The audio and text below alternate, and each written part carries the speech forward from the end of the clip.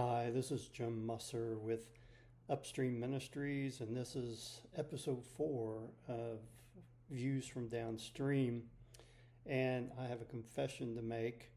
I am an avid Kansas City Chiefs fan, and I know that there are many out there who now hate the Chiefs because they're so successful.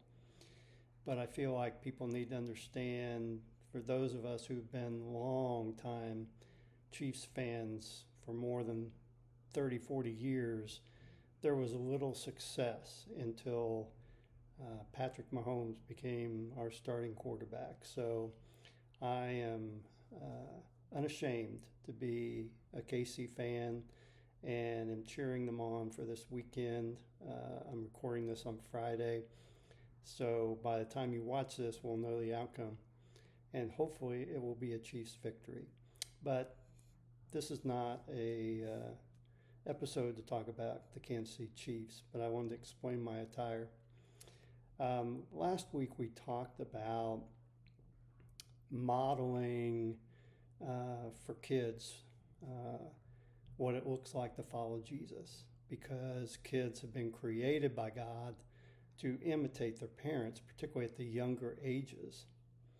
And so today I want to explore the difference between raising moral children and raising children who follow Jesus.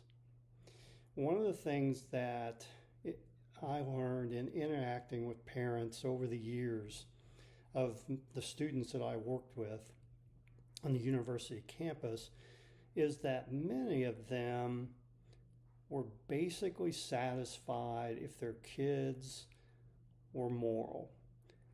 And by that I mean they were good kids. They didn't lie. They didn't drink.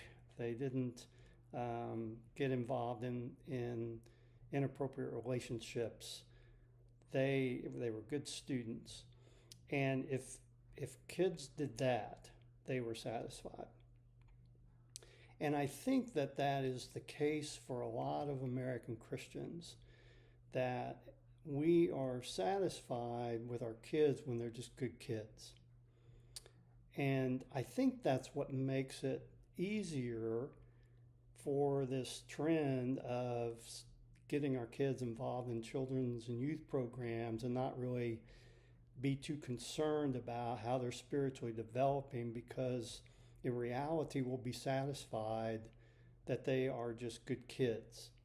And that is something that we need to rethink, because Jesus didn't call us to be moral people. He called us to be his followers, to be his ambassadors. And so we need to grasp that when in our own lives and when we're raising our children.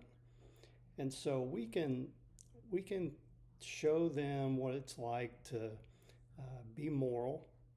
And that's great, because part of being a Christian is being moral. I'm not saying that that's not important, but that's only one part of it. The other part is that we're truly committed to carrying out the mission that Jesus gave us to make disciples throughout the world and to be his ambassadors. And that's what's often missing from our kids today. They're not being prepared for that. They're not ready for that when they walk onto campus or walk into the workplace after they graduate from high school. And so I want to focus on that and have you focus on that, because in order to do that, as parents particularly, our lives need to reflect that.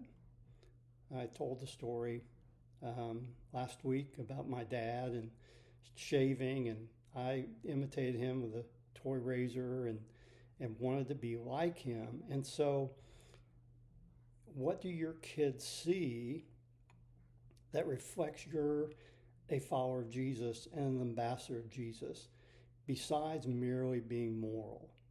Do they see you reading the scriptures? Do they see you praying? Do you and your spouse pray together? Do you serve in the name of Jesus? Do you go out and meet people's needs? Are you generous? Are you kind? Are you gentle with other people?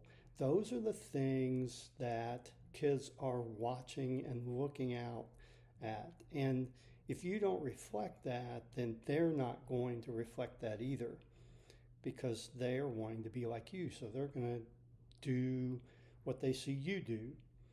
And that's why oftentimes parents get embarrassed when their child will quote them in a very unflattering way, because they've heard that and they repeat it, or they say a similar thing to somebody else because they heard you say it. And so that's important to understand, that we need to be modeling our lives after Jesus. And we don't get there by just going to church and listening to a sermon. And I want to focus next time on what that might look like for you as a parent to become one who can disciple their kids with confidence. Because I think many parents have turned their kids over to the church because they don't feel confident in how to do it. And they look to the experts to do it. But again, God has called you as a parent to do it. And so if you don't consider yourself an expert, then you need to figure out how to become one, or at least an ascending one. I don't think any of us are ever experts at that, following Jesus, but we can become more and more like him in our lives, and that's what we need to strive for. So we'll talk about that in our next episode. Have a great day.